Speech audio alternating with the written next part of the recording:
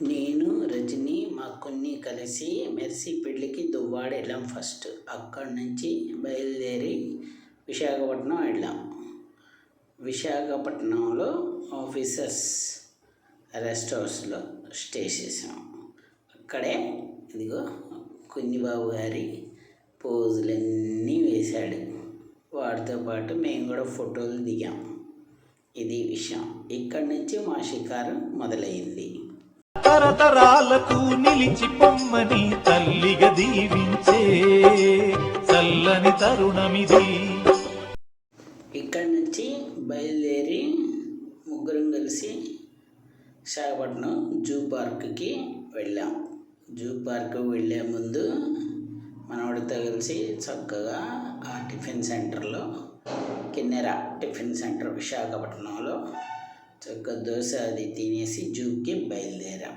అది చూడండి, జూ హిప్పోపోటామస్తో అందరం కలిసి బ్యాక్గ్రౌండ్లో ఏనుగులు కూడా ఉన్నాయి.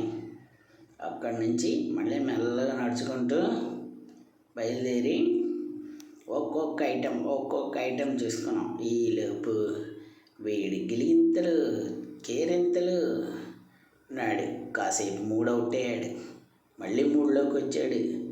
అది అడవి కుక్కలు నువ్వన్నాయి. ఇది టైగర్ జోన్ కనిపించేదే టైగర్, ఇంకో టైగర్ ఏమో అది. చిలుకలు ఇక్కడి నుంచి రకరకాలైన చిలుకలు, వాటిని వాడికి చూపిస్తూ ఉంటే boy is enjoying a lot, but mood చూడట్టు పెట్టాడు, మూడవుట్ అయిపోయాడు. ఇది మా వాడి కథ.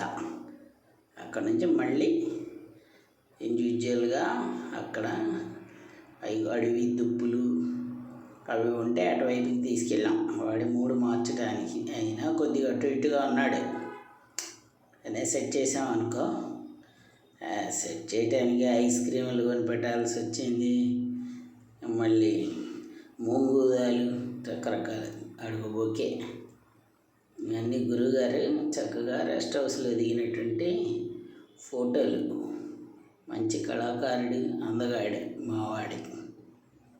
అమ్మమ్మతో మాతో it's a nice experience and also amusement, enjoyment and live with your grandchildren, be happy, enjoy.